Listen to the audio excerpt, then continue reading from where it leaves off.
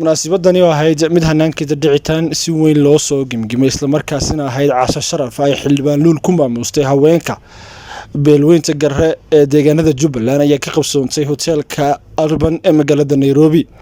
munaasabadani waxaa goobjoog ahaa qaybaha kala duwan ee haweenka beeshaasi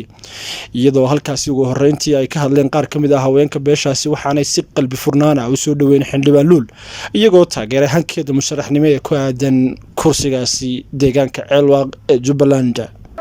gabadha walaasheen meesha ayada ka ooman tahay Allah u sahlo. She is the only lady waxa la taagan laba nin marka hal dumar all the way from Ceelwaaq Soomaaliya noogu imaaday Kenya noogu imaaday casho bay noo samaysay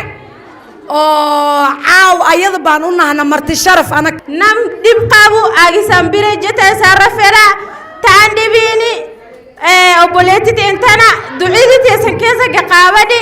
waan salaaftu rabbi gudan waan salaaftu qalbisiga jira kaysifet kaysintuhum tule rabbi gudan keninaaf dib salaaftarka qabla rabbi rabasin nuujuftu maal rabbi gudawalini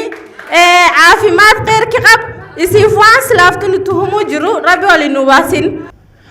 gabagabadii munaasabada waxaa iyaduna codbaahiyaha lagu soo dhaweeyay xildhibaan luul oo ka marakacday isla markaasina si weyn uga mahadnaqday munaasabadani ay la qaadatay haweenka deegaanada Jubbaland waxaana jiri waa ku faraxsanahay inaan dareemo inaan saas ugu faraxsantihiin ina emotionkan dareenkan xoog leh ay siinayeen aad ugu faraxsanahay runtii ina ooya iga soo dhow marka aad u mahadsantihiin wa thank you aadan leeyahay hadduu ilaahay raad insha Allah waxaan rajaynaynaa laba wiil ay la taagan sida gabadha walaashay Caasho sheegtay labada wiilna waa labadayda garab aniga xaqiiqan ku sheeg meel walbana waa ka sheegaa haday guuleystaan waa la shaqeyn doonaa insha Allah biidnillaahi kariim waxaan ku celcelinayaa haday iga guuleystaan waa calaf waa la shaqeyn doonaa idinkana waa la shaqeyn doontiin aadan u mahadsantihiin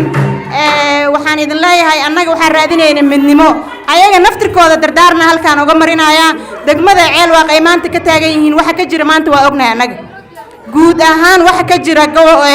Jubbaland qaasatan Ceelwaaq maanta waxa la soo baahinay barahan bulshada la soo dhigaayo xoolihii oo digsi wax lagu siinayo la soo bandhigaya wiilashaas walaalahayga waxaan ka codsanayaa haday iga guuleystaan in ay reerkan mideeyaan meesha maanta joogan ay ka qaadaan